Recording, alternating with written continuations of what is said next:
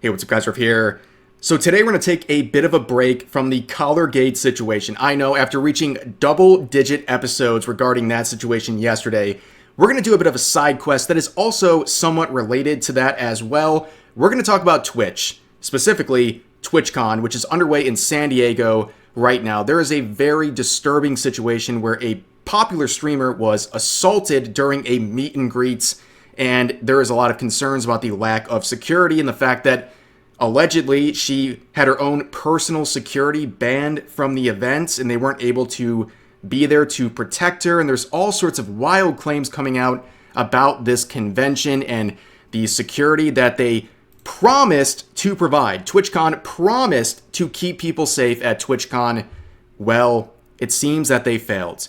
Now, that's a lot of bad news, and that's going to be really the focus of today's video. But here's a bit of good news in case you didn't see it yesterday. I just made my biggest drop ever with Advanced. A whole bundle of new items for you guys to check out, including a new flavor jar, my Jolly Pop flavor jar, which is a energy boost, which is not like the typical energy drinks that give you a crash afterwards. This is fueled by green tea. It is much more natural for you. And this flavor is supposed to be profiled by blue raspberry, and it is delicious. I tried it out myself. I worked with the team to work on this flavor. This is not just some limited edition jar. This is a permanent staple on their website. And also among that, I am now Senpai Shaker official number 3 on their website. And here's the plastic shaker I'm featured on. And also there are hoodies for you to check out as well with some original artwork. And if you want to go into all of these items, there are bundles that'll help you save a good amount of money if you want to buy more than just one product. But you can check this out for yourself. I'll put a link to this in the pinned comment, and make sure to use code REV at checkout to get 10% off your total advanced order. Now, let's go back into the dark times, the bad news for today. So this is the headline coming out. Twitch is quote-unquote responding after popular streamer Emiru was assaulted during a meet and greet at TwitchCon 2025. Now, we talked about Emiru maybe like 2 months ago because she made some comments about the H3 copyright infringement lawsuits where she basically said, copyright infringement bad, and then a bunch of people canceled her. It was a ridiculous situation, but as ridiculous as that was, this is much worse. She was assaulted during a meet and greet, and there's a lot of questions coming out about what happened. How did this happen? How did anything get to this level where someone walked up on to her meet and greet stage and be able to do this? But we'll talk about that in just a second, because right now, Twitch is under fire. Twitch has been under fire for how many years? Let's see. 1, 2, 3, forever. Twitch is not profitable. Did you know that? Despite generating billions every year, because of its horrible infrastructure and horrible marketing, Twitch is not profitable. And it's hard to feel any sympathy because they make decisions like this. This was the big news a couple days ago. People were talking about this streamer named Tiger, who was featured on the front page of Twitch, which I believe is either 12 or 13 plus, by the way. This is a furry with a diaper fetish, and they're streaming as a furry model in a diaper, where they talk about these specific things. And, I'm not one to shame anyone for their special interests, but is this Twitch partner material? Is this Twitch front page material? That's not being approved. This is ridiculous to put on the front page. And one of the main people kind of behind the force talking about this is XQC. And I don't have to play this clip. Just look at his reaction right here. His face literally says it all. He's in disbelief. He cannot believe what he's watching on the front page. And understand, this person is a Twitch partner, which you have to apply for. It's very hard. I got rejected not once, but twice before I became a Twitch partner. This person had their channel reviewed and approved to be a Twitch partner, and then they applied to be on the front page for promotion. And this again is an application. And they looked at this person's content and they said, yup, you are front page material. for our, like I said, 12 or 13 plus website. Make it make sense, ladies and gentlemen. But the nerve of this individual who was called out, this tiger person, they had a response for XQC. Can you believe this? XQC's watching? XQC, find something better to do. Dude, XQC's community is triggered. Listen, the day XQC's community is the litmus test of normalcy is the day I admit this is weird. Dude. Yeah, I think they were I don't know what to say. I don't know. They're weird. And they should be spending their stream making content for themselves and not watching other people. Yeah, I don't know. That seems cringe to me. I'm out here doing my thing. That's okay. People can hate. It's boring. It's a boring way to spend your time that we don't have to sink ourselves down into. A lot of the haters today will be furries in the near future, I guarantee it, or they won't. I don't know. Maybe they'll just live sad lives forever. I don't know. But like we don't even have to, like, they're so beneath us. It's crazy. It's like, it's almost like it doesn't even feel like real life. It's like NPCs, you know what I mean? It's like you don't feel bad running over the people in GTA, right? The haters are like those people running in GTA from your car. They mean nothing. They're like bugs on your windshield. Like, look, buddy, it's weird. Like a lot of things involving fictional content, this is weird. It's okay for things to be weird, but is this front page Twitch content? Should it be? Absolutely not. And to say that he's the litmus test of whether or not something is weird or normal, and also saying people who have an issue with this are living sad lives and they're beneath you, this is absolutely ridiculous and narcissistic behavior. And as Asmongold says right here, fetish content should not be on Twitch, and to the extent that it is, it should be 18 plus verified users. The fact that this was on the front page is either a testament to how morally rotted or absolutely R-worded the Twitch moderation team is. And I kind of included the Tectone response because I don't want to look at this anymore. Like, again, I'm not going to sit here and morally grandstand, but like, dude, I don't want to look at like furry characters in diapers anymore. I've had enough. It's been a couple minutes already today, and that's more than enough. And of course, people are coping, projecting, seething, and lying. This person quoting Tectone, who's bringing complaints forward, and says, the Twitch front page is based on your algorithm, Tectone. Chat, is this another gay cause situation? That is not how the front page works. This is the highlighted front page. These are people who applied. This is literally shown to everyone who goes to the front page. It's not recommendations. This is a front page promotion. It has nothing to do with the algorithm. They are promoting this content. And this absolute lie gets 5,000 likes. People are really that brainless on Twitter.com. But of course, this tiger person would be banned. Not surprising. But also not surprising. They were unbanned after 24 hours. And speaking of other examples like Tectone, we just mentioned him, he got a 2-week ban for calling Frogan fat. 2 weeks. This person got 24 hours. Interesting.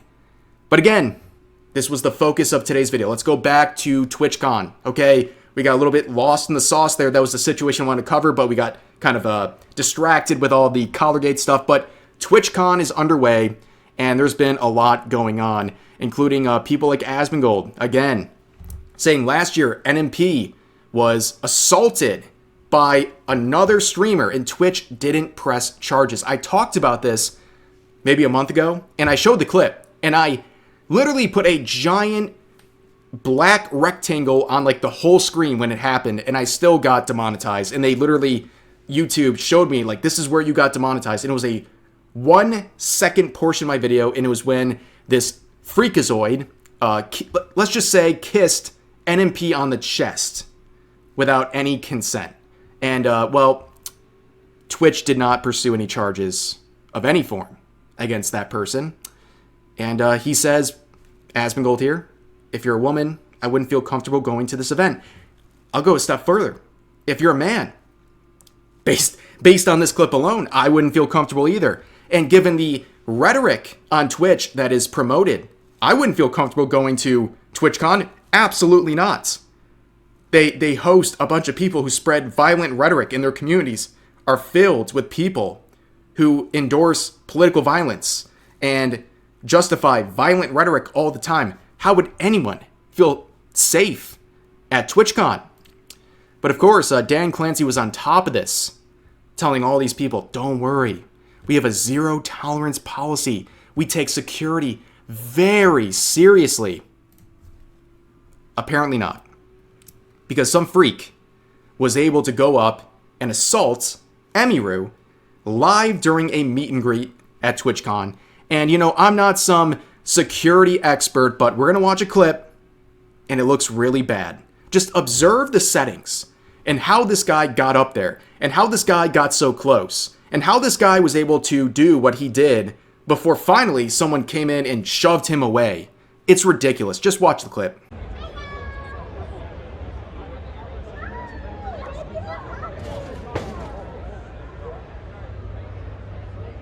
Whoa. That's crazy. Holy shit, what the f was that? Yeah, man, I'm sorry. That is absolutely inexcusable. There's no way this guy should have gotten to the point that he did. The lack of security is alarming. How would anyone, like I said earlier, female or male, feel safe at TwitchCon? Who would feel safe here? This guy just waltzed his way onto the meet and greet and grabbed her. What is the excuse? How does this happen? It's absolutely ridiculous. This is repugnant. This is a failure of security, and I will say it over and over again. And also, the security, the supposed security, what did he do? Did he take the guy down? No. He gave him a light shove. Like, get out of here, buddy. What are you doing? It's absolutely insane. And according to NMP, apparently the guy got away. The guy got away. Is that not insane? Is that not disturbing? Going further, some people are claiming that he might have had a weapon. Now, of course, this is an allegation. It's very hard to see with this slow motion. It's very blurry. But a lot of people are bringing this up, that there might have been an actual weapon brought on the stage. And I'm going to pause this here and say something. You know, a lot of people focus on, like, angry people showing up to conventions, which is a very real fear, right? You don't want someone who thinks you're the worst person ever showing up and trying to hurt you at a convention. But you also have to really, really worry about the people who are obsessed in the other direction. The people who are parasocial to a very unhealthy extent. I feel like that is what we're witnessing right here. And that is something that is very, very disturbing and alarming and dangerous. And the fact that Twitch is not aware of this, especially with someone like Emiru, who is a very popular female streamer, this stuff, they should be on high alert 24/7, looking out for stuff like this. It is very, very odd. But things get even more disturbing when you realize that Emiru recently talked about Twitch banning her personal security detail from TwitchCon. I don't think that's true. Okay, maybe I should talk about this. Whatever, who cares? I had a security guard 2 years ago where there was a guy following me around TwitchCon, and he like asked him to stop multiple times. My guard asked him, and the guy wouldn't stop. So he grabbed the guy, but he didn't like hurt him. He was just holding the guy until like the con security came. And then for some reason they're like, yeah, because your security guard touched him, he's like perma-banned from the venue forever. But he didn't even hit him or anything. He just like held him while they waited for like the police to come. And what the and it was like my favorite security guard. I can't have him at TwitchCon anymore. I was just like, okay, like it was so sad. Yeah, that's right. Twitch, who's looking out for the security of their Twitch streamers, is banning their own security of these same streamers because they actually do their jobs. Unlike a pushy, shovey guy who doesn't actually like perform any security detail other than just shoving a guy after he already made physical contact with the person he's supposed to be protecting. They're banning security like that, and they think they're protecting people like Emiru or any streamer at TwitchCon. What are we doing? Like, literally, what are we doing? But, of course, with Emiru and really anyone at TwitchCon, things keep getting worse. There's been some discussions about whether or not some people had to attend the meet and greets in order to uphold contracts. This is a bit confusing and a bit open-ended, but what I'm kind of gathering, a lot of people are gathering from this clip, is a really, really bad look for Twitch. So I had to cancel my meet and greet because of the stuff, but in order to, I can't cancel my meet and greet and not cancel her show because of the fact that the reason I cancel my meet and greet is I don't want to be in the same place for 2 hours. Because of people being weird. Okay. And then I'm under contract with them, so I can't cancel one and not cancel the other. Interesting. Oh. So I'm sorry, I kept my Emmy. meet and greet because I wanted to keep my show. Surely it'll be I'm fine. sorry, Emmy. I'm sure everyone will be nice. So yeah, that's Twitch in a nutshell. They say they're going to protect content creators at TwitchCon. And, well, when rubber hits the road, popular streamers that make them millions of dollars, by the way, Emiru has made them millions of dollars, when they are a featured guest at a meet and greet that apparently, allegedly, they were forced to do, they then get assaulted live on stage because of the lack of security that Twitch provided them while denying them their own personal security detail that they wish they could have had. It's just mind-boggling. Like I said earlier, whether you're a female content creator or a male content creator, how do you feel safe at TwitchCon? They cannot promise your security. And again, it's also the environment they have fostered. It's not just the parasocialism, it's also the hateful rhetoric. There are so many dangers surrounding this whole thing. It's actually crazy. But here's another clip of apparently a better view of the guy who assaulted Emiru. You can see him right here in the plaid shirt right here. Saw the homie. Go back for a second. That was fun. That's the guy. That's the guy who assaulted her live on the stage. And he literally just walked out. He didn't run out. He walked out. What are we doing? How does this happen? This is actually insane. But, of course, Twitch, feeling the heat, has come out with a lengthy statement saying, "The safety and security of all those attending TwitchCon is our highest priority. The behavior displayed by the individual involved in the incident yesterday involving a high-profile streamer was completely unacceptable and deeply upsetting. In line with existing TwitchCon security protocols, law enforcement and event security were on-site and responded to the incident. We immediately blocked this individual from returning to the TwitchCon premises, and they are banned indefinitely from Twitch, both online and in-person events. We are coordinating with the impacted creators team and, per our standard protocols, continue to cooperate with any law enforcement investigations.